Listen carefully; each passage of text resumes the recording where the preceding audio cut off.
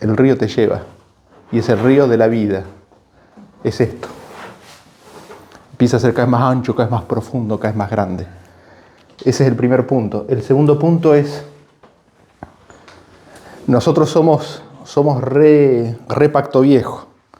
¿En qué sentido? Bueno, hay que recibir el Espíritu Santo. Bueno, ¿cómo lo recibo? ¿Qué tengo que hacer? ¿No? Pensamos así, ¿qué tengo que hacer para recibir el Espíritu? ¿Cómo se guarda la fiesta? ¿Cómo se guarda la fiesta? Entonces vamos a leer Gálatas 3:2. ¿Cómo? ¿Qué tengo que hacer, no?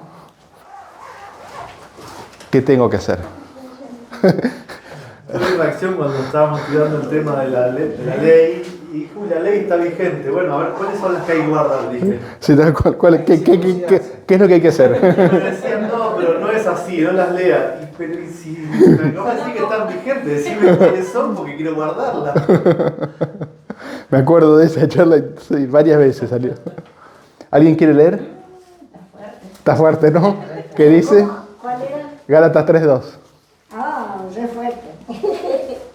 En mi versión dice... Espera, perdón. ¿Cuál era la pregunta que queríamos responder? ¿Qué tengo que hacer? ¿Qué tengo que hacer para recibir el Espíritu Santo? ¿No? Bien pacto viejo. ¿Qué es lo que tengo que hacer? A ver. Esto solo quiero saber de vosotros. ¿Recibisteis el Espíritu por las obras de la ley o por el oír de la fe? Muy bien, ahí está. Fíjense que el apóstol Pablo le dice, ustedes, ¿cómo recibieron el Espíritu? ¿Por las obras de la ley o por el oír con fe? Pregunta, sin leer más, ¿se sabe cuál es la respuesta? ¿Sabemos cuál es la respuesta o no? Oír con fe. Es por ir con fe, ¿no es cierto?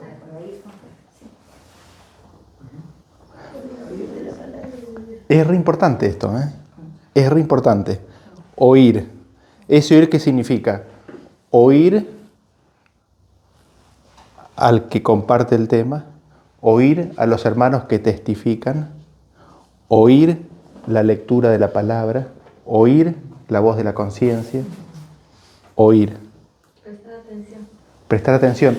Por eso el tema de las fiestas. Por eso el tema de la presencia. A ver, yo estoy seguro que ustedes han visto, dos parejitas van, lo vemos en un café, ¿no? Están tomando un café y los dos están con el teléfono ahí. ¿Se están oyendo mutuamente? No. Pero están juntos. De apariencia. Les hago una pregunta, ¿no nos pasa eso en el sábado? ¿Esa no es la experiencia que hablamos? ¿Le damos tiempo al Señor para que nos hable? Para poder oír, ¿no? Porque para poder oír, Él nos tiene que hablar, ¿no es cierto? ¿Le damos tiempo para escucharlo? ¿O en realidad estamos con otro programa? Ese es un punto ahí, ¿no? Y a lo que me gustaría entrar un poquito en esta noche,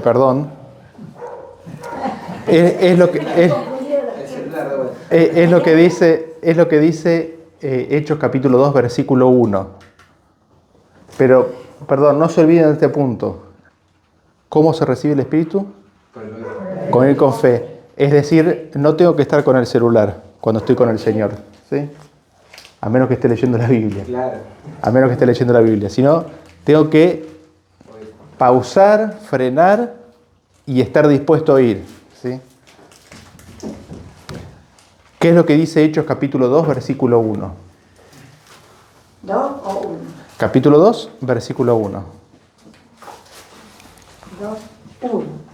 Y cuando llegó el día del Pentecostés, estaban todos unánimes en un mismo lugar. Bien, gracias. En mi versión dice, cuando llegó el día de Pentecostés, estaban todos unánimes juntos. Y uno se pone a mirar un poco la historia de los discípulos, y nosotros mirando así un poquito de lejos, ¿qué es lo que vemos? Empiezan a conocer a Jesús. De a uno, de a otro, uno trae a otro y empiezan a caminar con Jesús. Y caminan con Jesús y viven con Jesús.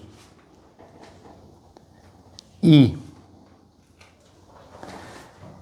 Jesús les dice, voy a ser rechazado por los principales, por los fariseos, es necesario que muera. Y ellos no estaban escuchando, no estaban escuchando, vieron que ese es el problema. Ellos en qué estaban pensando, quién iba a ser el mayor. y Jesús iba a Jerusalén e iba a ser entregado a los principales sacerdotes, y ellos aún en ese último viaje, ¿qué es lo que estaban haciendo? Estaban peleando entre ellos. 40 días después, 50 días después, Una transformación. están todos juntos. Unánimes juntos. Después vamos a ver qué es lo que pasó.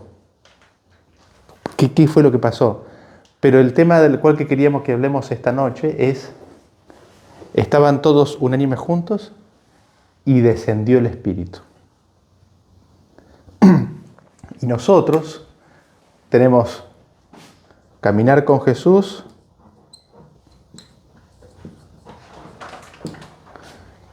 que en los discípulos fue 3 años y medio, hay una cruz y hay Pentecostés.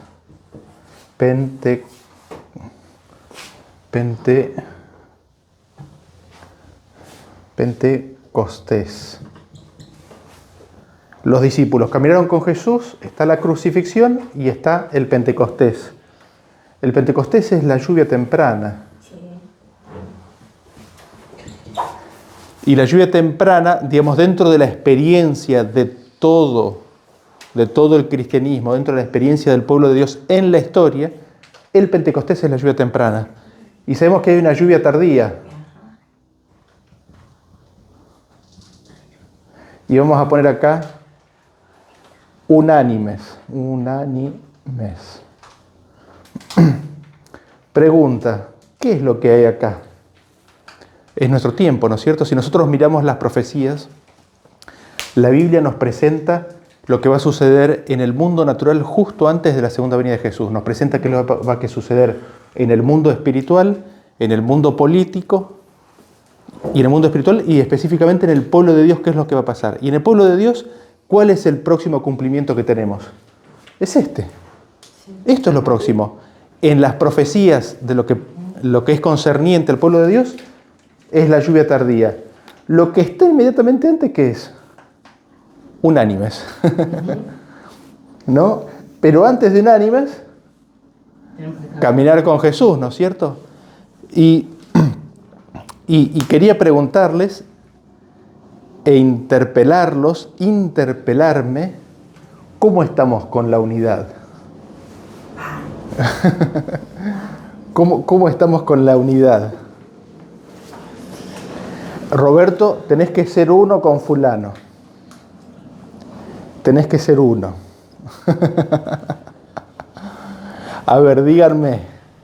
Mira, ha pasado que, bueno, entre líderes lo hemos intentado bien, de corazón, y siempre vimos que no funciona. O sea, cuando el hombre busca la unidad, no funciona, porque nosotros no conocemos o no estamos entendiendo cuáles son los fundamentos o los conceptos o la definición de unidad que Dios quiere. O sea, queremos la unidad del hombre. O sea, no importan los problemas, las diferencias, nos queremos obligar a estar todos bajo el mismo techo y a tener todos los mismos planes.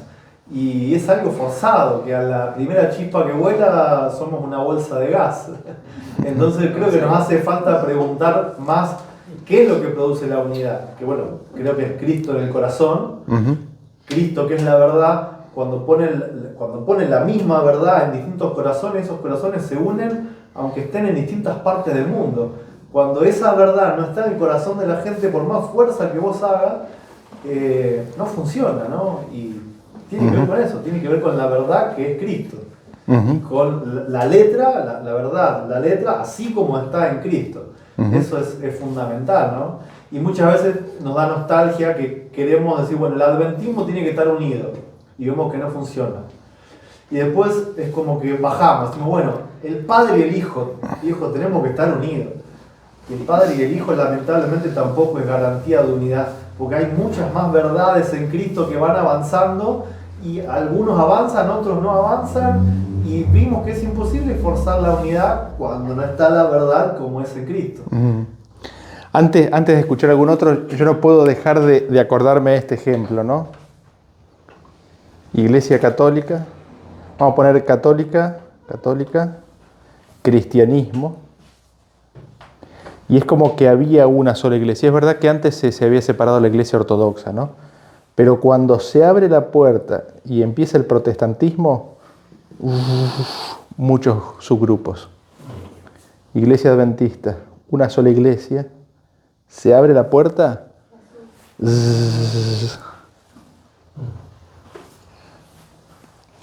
veo eso, sin diagnóstico y sin juzgar nada. Noto eso, ¿no? No estoy diciendo que esto sea esto, no estoy diciendo eso.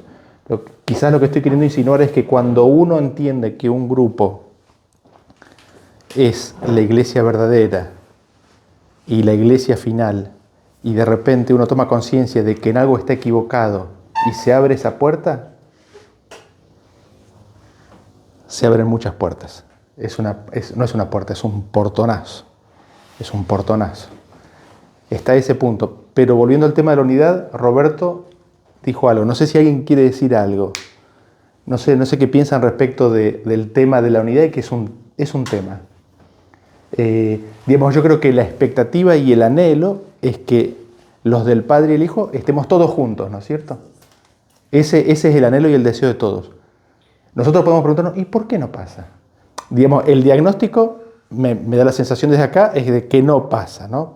Pero, perdón, había empezado acá, ahí y ahí, ¿sí? Un ejemplo práctico que me pasa con la individua Heriberta.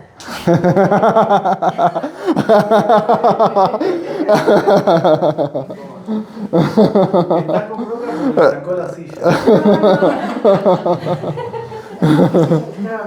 A la derecha o a la izquierda es, ¿no? No, todo eso es simplemente juego de momento, pero cuando recién empezamos con la idea, estábamos sentados los tres, estaba Rodolfo, estábamos nosotros dos, y charlábamos entre nosotros y ella me dice, o por teléfono fue después que me dice, no, dice, usted tiene que bañar sus perros, ¿no? Dice, ¿por qué no? Dice, van a entrar, dice, van a dejar los pelos y qué sé yo. No, no se preocupe, yo se los baño. Muy Berta el comentario. Y a mí se me subió la tanada. La bilirrubina. Y los ancestros subieron y bueno. Aquí que le dije, mira, si vos me bañas los perros, yo te baño a vos con ácido muriendo. Y a partir de ahí, yo dije, Señor, si así voy a empezar, si yo estoy tratando, esto es algo simple y sencillo. Así es. Pero si yo voy a tratar, digo, todos los temas diarios, todas las cosas diarias de la misma manera, no es así. Así es. Entonces yo tengo que armar la libertad como es ella. Uh-huh. Y ella me tiene que soportar a mí, porque yo no soy ninguna... Ninguna tanada. Tengo la tanada. Entonces, eso es lo que yo entiendo como unidad práctica. Tal vez no tengo una forma de explicarlo de otra manera, pero yo creo que si yo la amo a ella como es y ella me ama a mí como soy, yo puedo dejar que el Señor fluya en nuestras vidas. Uh-huh. Y lograr algo. Uh-huh. Totalmente. Rodolfo. Pregunto, está buena la de baño, ¿no? En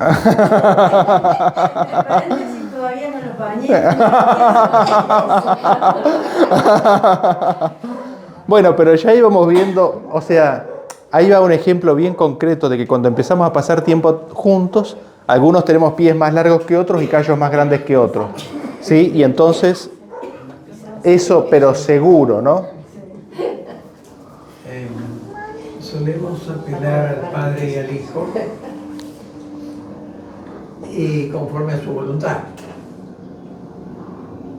Entiendo cuál es la voluntad del Padre y del Hijo. Así es. La primera pregunta que me hago, no qué les hago, qué me hago. Porque si yo no la entiendo, muy mal le puedo decir a mis hermanos, conforme a la voluntad del Padre, no, para entenderla. Creo que cada uno tiene que tiene que entrar en el proceso de esa transformación que el Padre quiere y hace siempre y cuando le permitamos realmente. Exacto. Así es. Y déjame quizás un poquito ahí ser intérprete.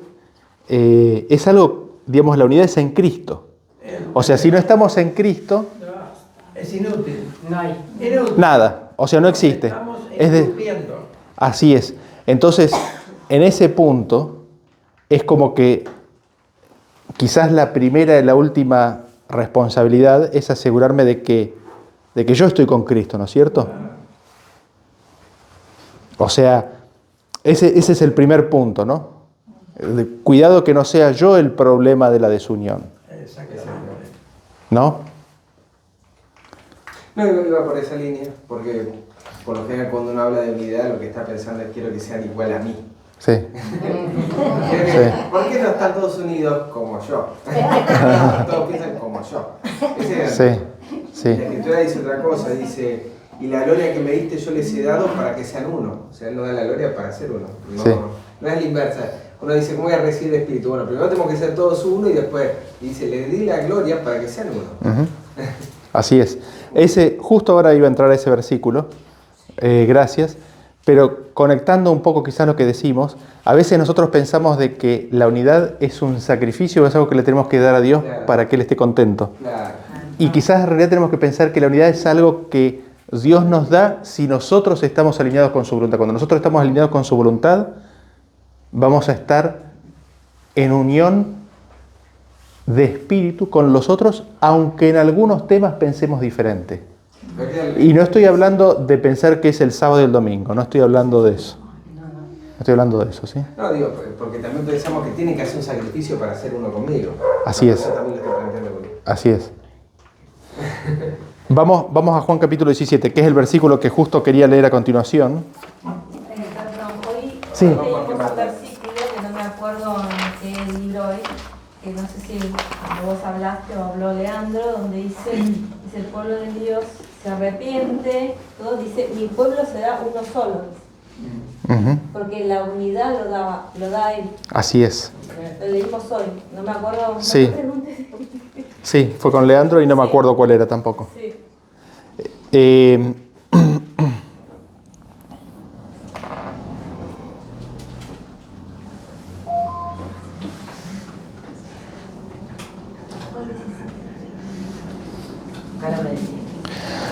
Eh, vamos a leer a partir del versículo 20. Fíjense lo que dice. Dice, mas no ruego solamente por estos, a partir del 20, mas no ruego solamente por estos, sino también por los que han de creer en mí por la palabra de ellos. ¿Para qué? Es decir, está rogando por los discípulos y los que iban a escuchar las palabras de los discípulos. Es decir, está hablando de nosotros.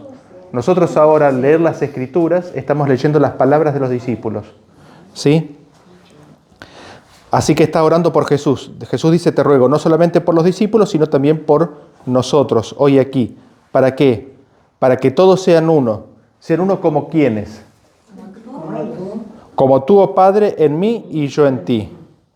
Es decir, el modelo de la unidad, ¿cuál es? El Padre y el Hijo. ¿Sí? El Padre y el Hijo es el modelo de la unidad.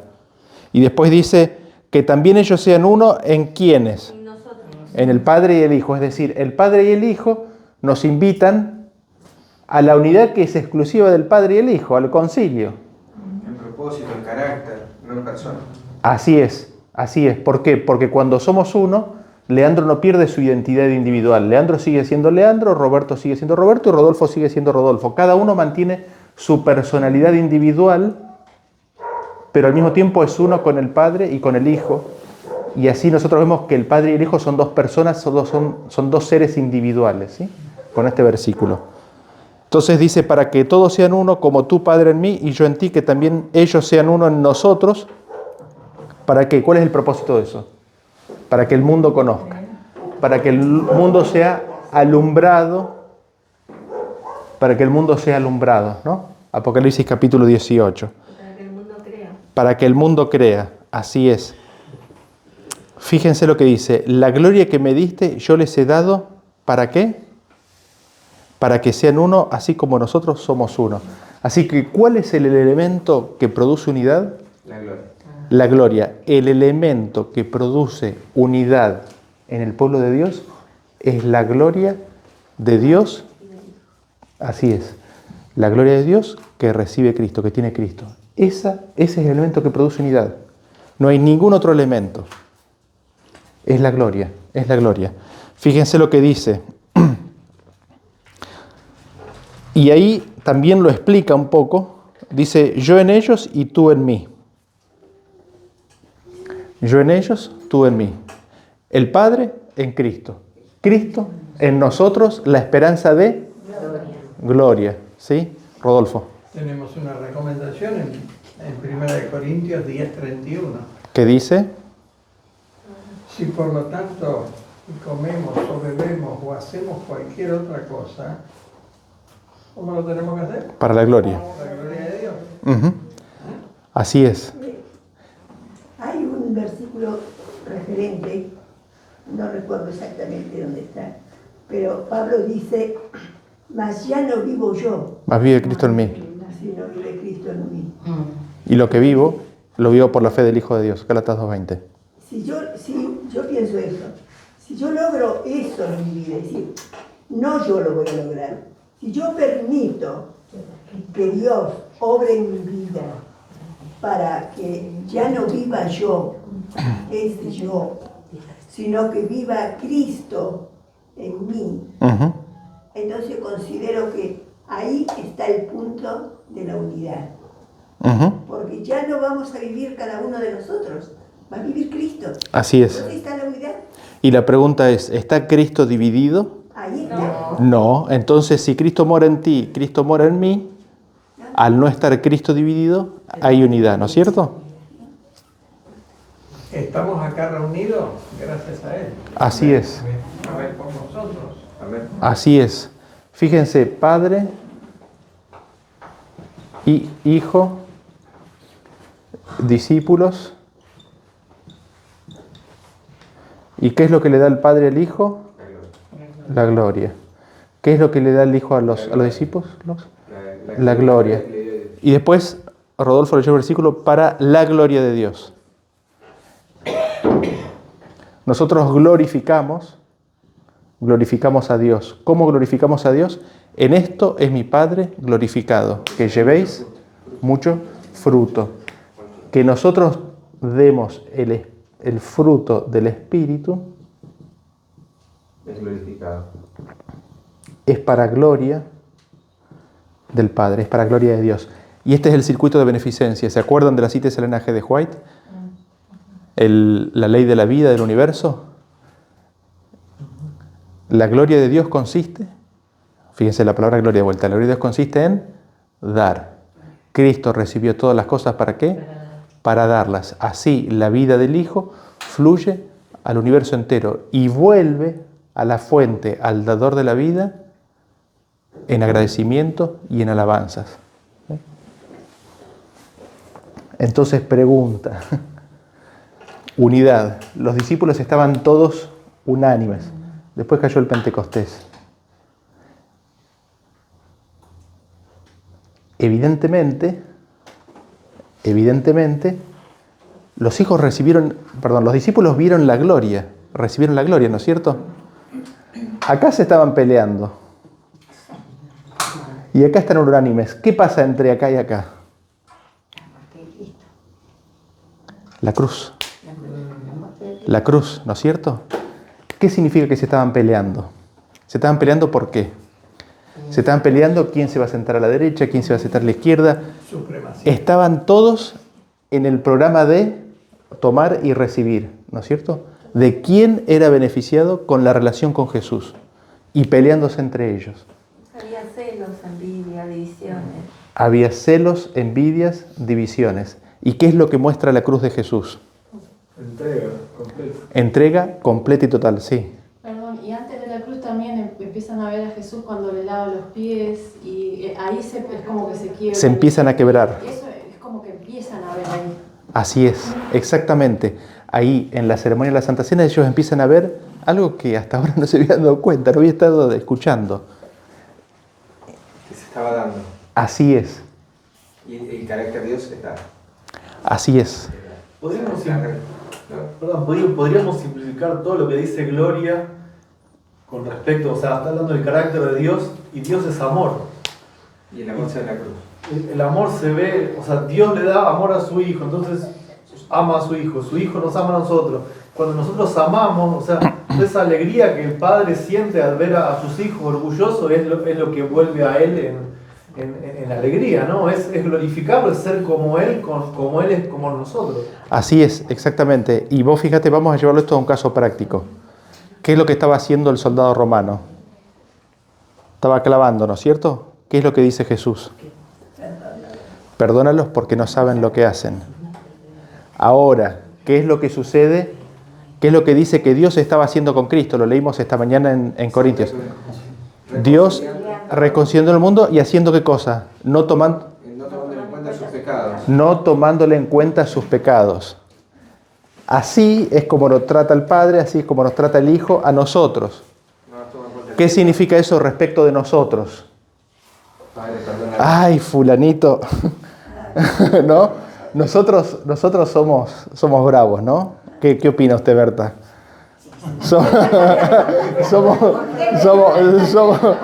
Somos bravos, ¿no es cierto? Quedamos que iba a venir a las 8, son las 8:05 y no vino. Nosotros somos como el faraón, ¿no? No somos como el faraón. Nosotros no perdonamos. Nosotros no perdonamos. Nosotros no perdonamos como Cristo perdona.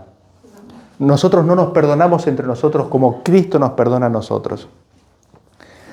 Entonces, eso es parte de la gloria que fue revelada aquí en la cruz. Entonces, parte de esto es quizás vernos menos a nosotros y ver más a Cristo. Ver más a Cristo, ver más a su gloria, ver a Cristo ¿en dónde? En la cruz. Y cuando nosotros vemos a Cristo en la cruz, y el callo no me molesta tanto, porque el otro es mucho peor. Y eso lo está haciendo Él por mí, por mis problemas, ¿no? O sea, Él lo está viviendo a eso para yo poder ser salvo de eso. Entonces, que el otro me pise el callo no es tan grave. Es la parábola del siervo que le debía al rey una fortuna, el rey se la perdona y sale de ahí a cobrarle una minucia al otro que le debía a él. No lo perdona, lo manda a la cárcel y bueno, después el rey se entera, ¿no? Pero es exactamente eso. Pedimos paciencia infinita para nosotros, pero no tenemos paciencia infinita para dar. Así es exactamente esa historia. Y eso es lo que nos sucede. O por lo menos es lo que me sucede a mí. Que quizás algunos de ustedes no, pero por lo menos yo veo esos rasgos en mí. Yo veo que salen, digamos. Salen en forma natural, digamos. En forma natural sale así. ¿Perdón? Es una eficiencia de no poder ver eso en la cruz. O sea, en el camino, en ese marco lineal que hiciste, es no haber pasado por la cruz, no haber visto la cruz. Exactamente. En la historia de Roberto no consideró que le habían perdonado al rey. Así es. No consideró todo lo que le perdonó. Así es. Exactamente. Veamos un poco más acerca del tema de la gloria, porque la gloria es un tema clave.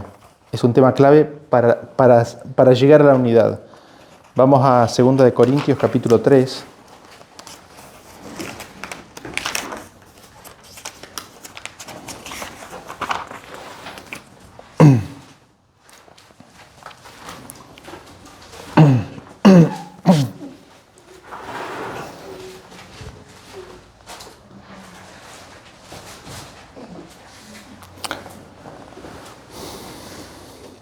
Vamos a leer a partir del versículo 12. ¿Por qué? La gloria que el Padre me dio les he dado para que sean uno. Para que sean uno les he dado la gloria.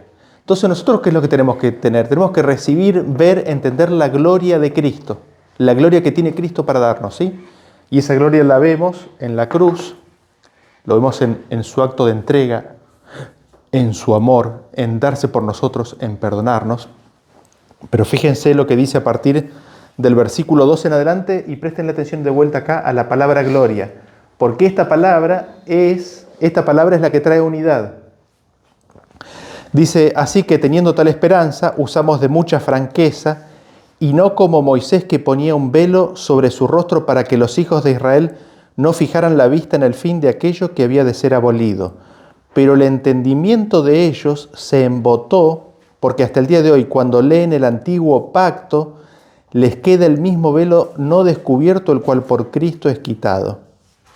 Acá dice un montón, vamos a detenernos. Dice, usamos de mucha franqueza y no como Moisés que ponía un velo sobre su rostro. ¿Qué fue lo que pasó?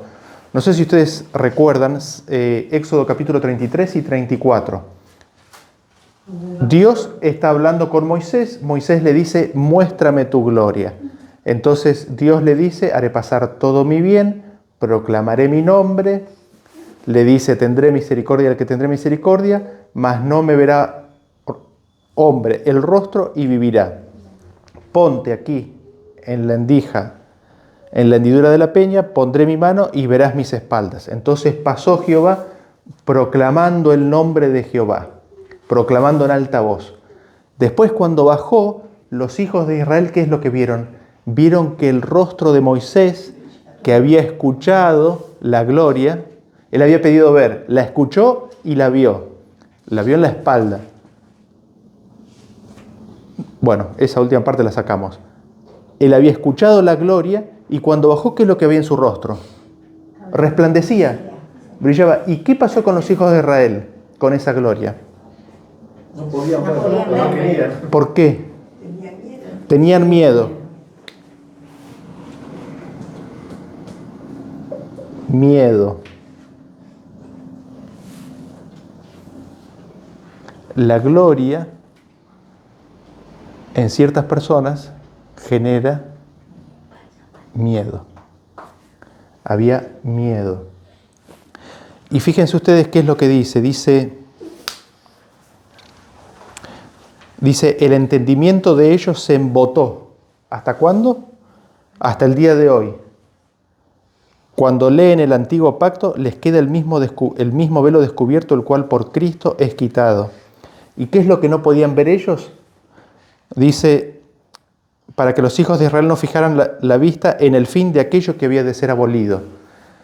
El fin, el objetivo de lo que iba a ser abolido es Cristo. Los sacrificios apuntaban a Cristo, el sacerdocio arónico apuntaba a Cristo, el tabernáculo apuntaba a Cristo. Todo lo que iba a ser anulado apuntaba a Cristo. Eso era el fin de lo que iba a ser abolido. Todo eso apuntaba a Cristo. Y eso es lo que ellos no podían ver. La gloria de Cristo. De hecho, leemos nosotros en Éxodo, creo que es capítulo 24, y dice que la gloria de Jehová era para ellos como un fuego consumidor. Les dio miedo. Entonces, ¿qué es lo que habla? Dice que hasta el día de hoy, cuando leen el antiguo pacto, ¿qué es lo que dice? Hasta el día de hoy, cuando leen el antiguo pacto, tienen un velo puesto. ¿Y qué no pueden ver? No pueden ver la gloria. No pueden ver a Cristo en donde en el antiguo pacto no se puede ver a Cristo en el Antiguo Testamento. No se lo ve a Cristo, no lo ven a Cristo. Vamos a ponerlo en primera persona. Cuando estamos en el antiguo pacto, no podemos ver a Cristo en el Antiguo Testamento. No podemos ver a Cristo en el antiguo pacto, en el viejo pacto. No lo podemos ver actuando. ¿Y qué es lo que nos da? Nos da miedo. ¿Nos da miedo qué? La gloria. Este aspecto de la cruz. Hay un aspecto de la cruz que no podemos llegar a ver y no llegamos a entender y nos da miedo. Es como fuego consumidor. Y eso es un velo que tenemos delante de nosotros y nos impide recibir la gloria y consecuentemente nos impide ser uno. Nos impide recibir a Cristo. Y lo que me gustaría sugerirles es, la Iglesia Adventista empezó a caminar con Jesús en 1844. Y en cierto momento vino el mensaje de la justificación por la fe, vino el mensaje de los pactos, vino la revelación de Cristo crucificado, vino la revelación de Cristo como sufriendo las agonías de la crucifixión, hoy en nuestro rechazo, que, como dice Elena G. de White, la cruz es un débil, un pálido reflejo de los sufrimientos que trajo el pecado al corazón de Dios. Y pongámoslos en términos prácticos. Hablábamos esta mañana de que el reino de Dios es una familia. Y habíamos preguntado, ¿alguna vez a ustedes los han dejado plantado? Bueno, la persona que estuvo dispuesto a dar su vida por nosotros, que murió esa agonía y esa muerte, está a la puerta de nuestro corazón llamando. Vení mañana, otro día, No tengo tiempo. no tengo tiempo. Me acabo de casar y me tengo que ir. Me compré unos bueyes y tengo que ir a atenderlos. Me compré una propiedad y tengo que ir a ver. Estoy ocupada. Me voy a vivir al campo porque se viene la persecución. ¿No? Me voy a vivir al campo. No tengo tiempo, Señor Jesús. Tengo que ir. ¿Cómo siente el que está afuera? ¿Está bueno o no? Para la persona que ama. Para la persona que ama al punto de dar su vida por el otro. ¿Cómo se siente? ¿Se siente bien? Despreciado, rechazado. Exactamente. Y esa, así es, despreciado y desechado, sin valor. Y ese fue el mensaje que empezó a brillar en 1888 y que fue rechazado por la Iglesia. En este mensaje de la justificación por la fe estaba el entendimiento de los pactos, y lo que me gustaría sugerirles es que entender los pactos, así como fue presentado en 1888, es clave para recibir la gloria. Entender los pactos. Los pactos, hay dos conceptos generales. Uno es que una dispensación de tiempo. Dios salva a los hombres de una forma hasta la cruz, y a partir de la cruz Dios salva a los hombres de otra manera. Hay una dispensación de tiempo en donde Dios tiene ciertas formas y ciertas reglas y ciertos mandamientos, y después de la cruz tiene otras formas y otros mandamientos y otras formas de salvar al hombre. Ese es el concepto tradicional. Así es. Uno peor y uno mejor.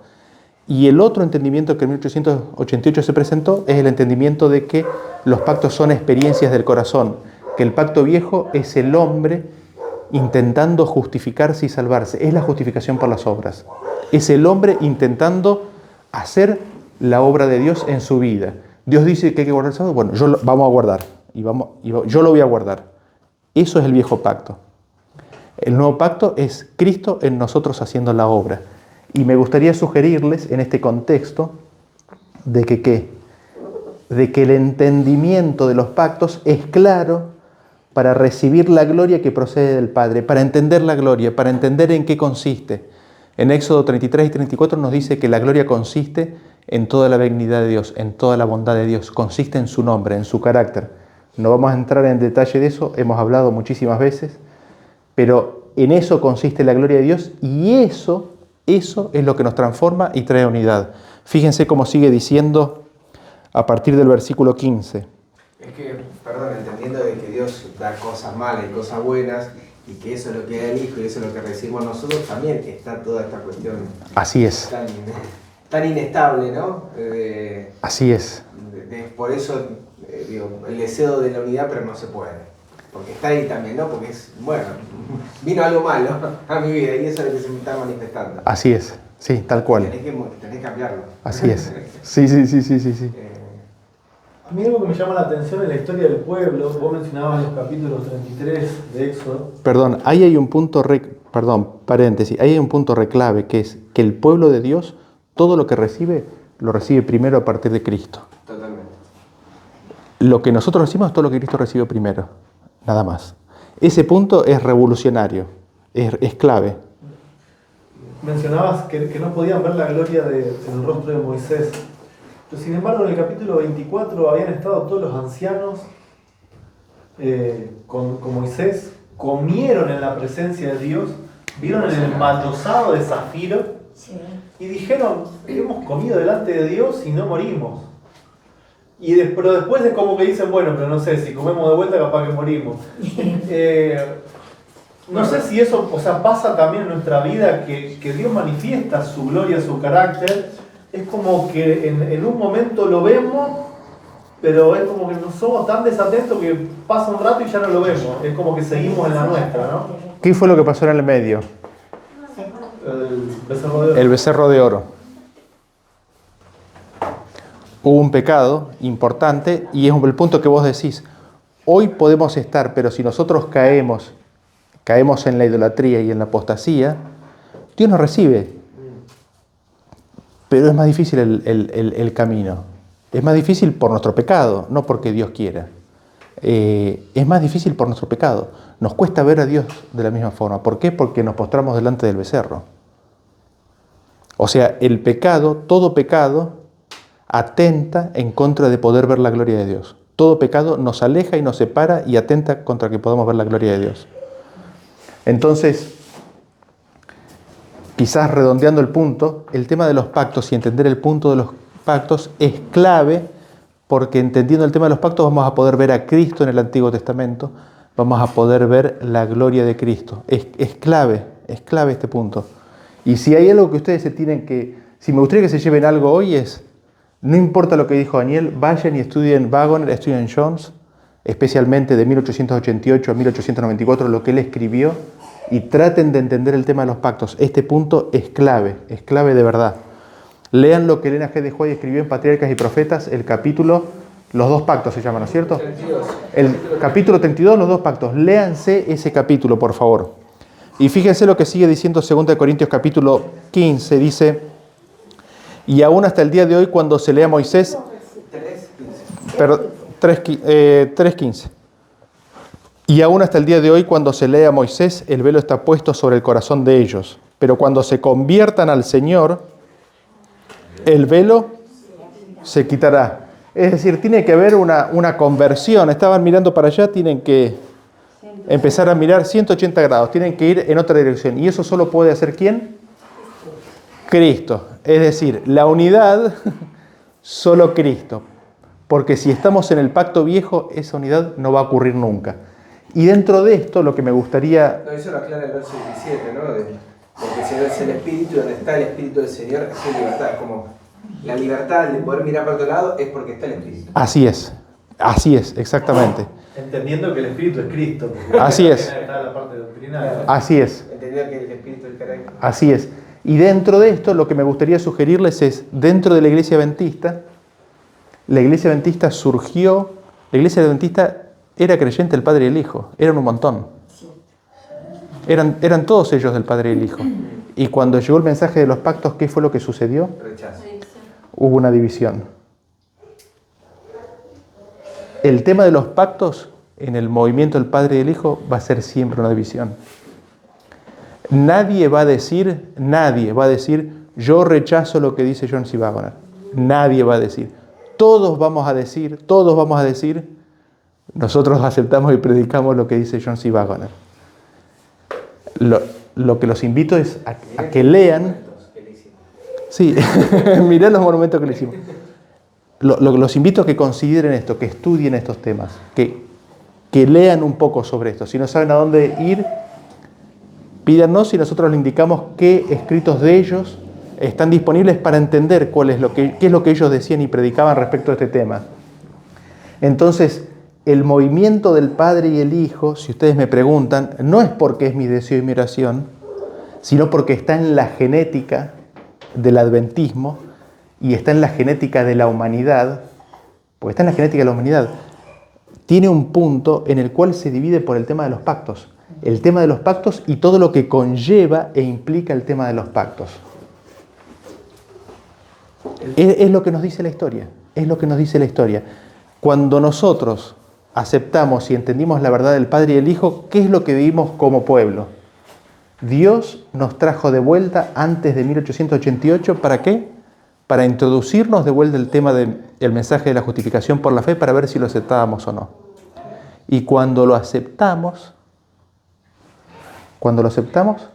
entramos en el pueblo de Dios. Cuando lo aceptamos, entramos en el pueblo de Dios. Lo triste es que hay una división, pero esa división nunca es 50 y 50. En todas las grandes divisiones siempre es 99 contra 1 y generalmente los 99 queriendo linchar al 1. En general es así. En general es así. Así es.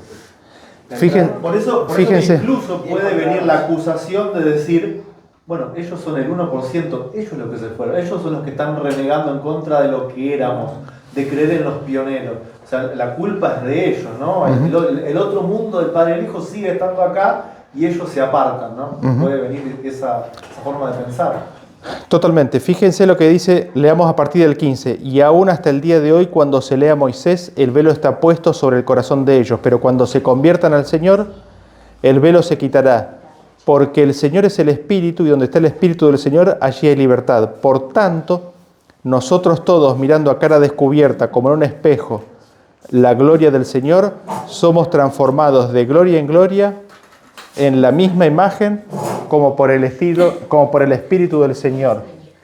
Y aquí me gustaría escribir 3 verbos: oír, guardar, mirar. Oír la voz de Dios. ¿Cómo es que recibiste el Espíritu de Dios? ¿Por las obras de la ley o por el oír con fe? Oír. ¿Qué es lo que hace la fe? Como dice Pablo en Romanos, la fe establece la ley, la firma. ¿En dónde? En el corazón. ¿Sí? La fe establece lo que nosotros escuchamos, la establece en el corazón. ¿Y mirar qué cosa? Mirar la gloria del Señor. La gloria del Señor nos va a hacer uno. La gloria que me diste yo les he dado, ¿para qué? Para que sean uno. El único, de lo que entiendo hasta el día de hoy, el único remedio que traerá unidad a su pueblo es que cada uno de nosotros estemos en una conexión personal con Cristo, contemplando su gloria. Cuando eso ocurra, aquellos que estén contemplando a Cristo y su gloria, pacto nuevo, pacto viejo, entender que es contemplando la cruz, los sufrimientos de Cristo, mirando esto constantemente, mirando lo que Cristo hizo y hace por mí y por mi hermano. Cuando estemos aquí, a partir de ahí, contemplando eso, es como seremos transformados y empezaremos a recibir la gloria de Dios.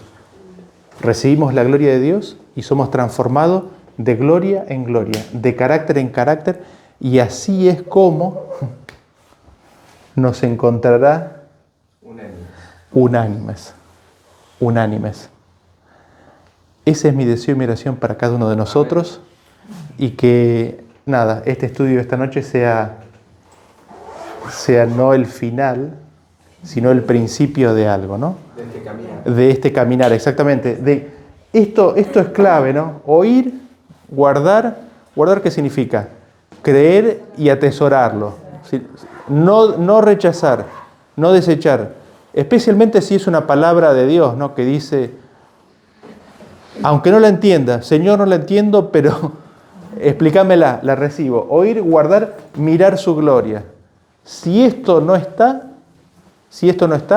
estamos en el pacto viejo y estamos todos peleados. Nos juntamos, nos reímos, qué sé yo, fotito, y ahí se terminó. Selfies, y ahí se terminó.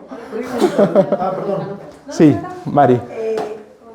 A ver, yo quiero una aclaración, porque el pacto viejo, el pacto nuevo, el Antiguo Testamento, el Nuevo Testamento, para mí el pacto es siempre el mismo.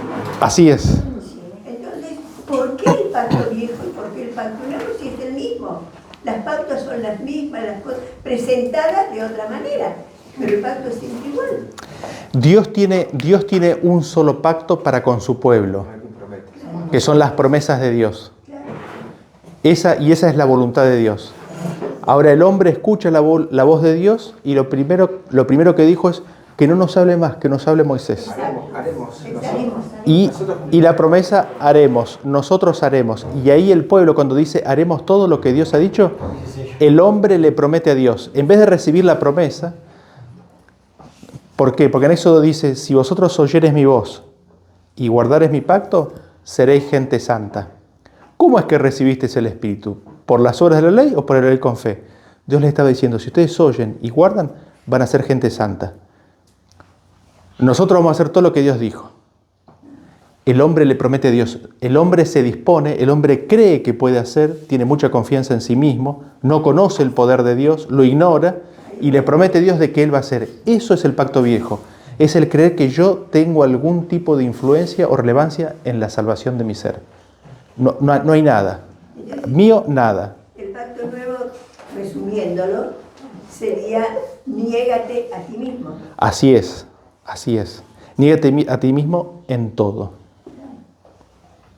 Cruz. Por eso lo entendí mal. Cruz. Ya no vivo yo, más vive Cristo en mí. Así que bueno, ese Perdón, ¿querías decir algo? Hemos empezado, antes del tema, dijimos, bueno, capaz que tenemos que aprender a yo aceptarte como vos sos y vos aceptarme como yo soy. En esa diferencia encontramos la unidad. Pero ahora, o sea, según lo que entiendo, digo, si Cristo vive en vos y si Cristo vive en mí, yo no tengo que aceptar tu forma pecadora y vos no te acostumbras a mi forma pecadora. Estamos unidos porque los dos tenemos el carácter de Cristo, que es el mismo. Así es. O sea, no hay ninguna diferencia que superar. Así es, y la pregunta es, si Cristo vive, si no vivo yo, más vive Cristo, Cristo, ¿qué tiene una polarización de personalidades? O, no es posible, ¿no es cierto que no? ¿No es cierto? Porque Cristo vive, yo no vivo yo, más vive Cristo en mí, y vos no vivís más vive Cristo en ti, pero tiene que ser natural y espontáneo porque Cristo es uno solo y no está dividido. Y los frutos de ese carácter son los mismos. Son los mismos. Exactamente. ¿Dónde está el problema? ¿Dónde está el problema? Es que la conexión con Cristo tiene que ser continua y permanente. Cada día que nosotros vamos a dormir, perdemos la conciencia y existencia y empieza un nuevo día, y ese día nosotros podemos elegir empezar diferente. O quizás empezamos bien y después nos olvidamos y de repente nos desconectamos, y ahí es donde empiezan los problemitas, ¿no? Ahí empiezan los problemitas y ahí es donde empieza el yo, y ahí es donde empieza también la paciencia cristiana. ¿Por qué? Porque si Cristo vive en mí, Padre, perdónalo porque no sabe lo que hace. ¿No es cierto? Guarda que nosotros estemos pensando que el otro está pecando contra mí y en realidad soy yo el problema. Eso puede pasar también. Es casi seguro que... Eso puede pasar bastante. Uh-huh. Estamos esperando que el otro se sacrifique, o sea, estamos esperando el sacrificio del otro para que se acerque a mí, el amor eros, ¿no? Así es. No hay amor agape. Así es. Y ese quizás es el punto. Digamos, nosotros nos enemistamos con Dios y lo expulsamos a Él. Y Dios no se puso acá diciendo, bueno, a ver cuando estén en problemas me van a venir a... Recién ahí le voy a aceptar. No. Agarró, Él se acercó. ¿Estuviste hablando con alguien? ¿Quién te dijo que estabas desnudo? ¿Con quién estuviste hablando? ¿Comiste del árbol o no comiste? ¿Viste? Él se acerca, habla, dialoga.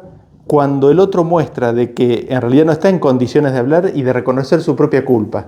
No está en condiciones de reconocer. ¿Comiste del árbol? ¿La mujer que vos me diste está en condiciones de reconocer su culpa?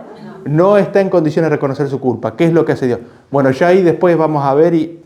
No, bueno, está bien. Dios acompaña y camina hasta que el hombre toma conciencia. La idea es que nosotros tomemos conciencia de que nosotros somos el problema.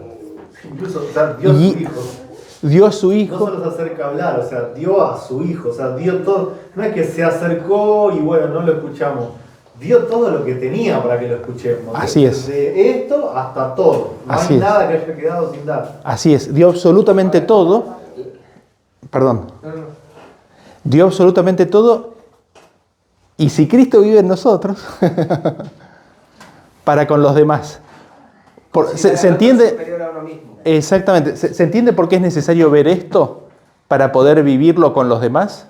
No, y cuando están todos así considerando el otro superior a uno mismo, es unánime. Es unánime. Hay como un acuerdo. Se toma conciencia porque es clave esto, entender esto para poder vivir la unidad. Porque tenemos que vivir crucificados y tiene que Cristo vivir en nosotros. Si no, va a ser imposible siempre. Porque el yo es supremo y no admite competencia. Es así en cada ser. Es siempre así.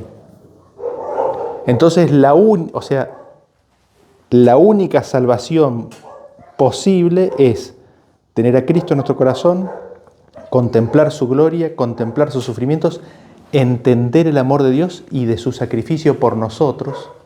Entender que está ahí por nosotros. Entender que está ahí por nosotros. Ellos dos, la predicación de Pedro es... Así es. Lo mataron. Así es. Sí, Es personal. Claro, si vos lo entendés, la definición de ellos fue porque entendieron eso. Así es. Así es. ¿Por qué se para ser salvo? Fui yo. Sí. Exactamente. Ese es el punto que tenemos que vivir como pueblo de Dios. Mirar y recibir la gloria de Cristo. Así que bueno, ese es mi anhelo y mi deseo para cada uno de ustedes y para mí también, que todos nosotros seamos uno, ¿no? ¿Qué les parece? Amén. Amén, ¿no? Así que oramos, ¿les parece? Y terminamos con el encuentro de hoy. y con la presentación de hoy.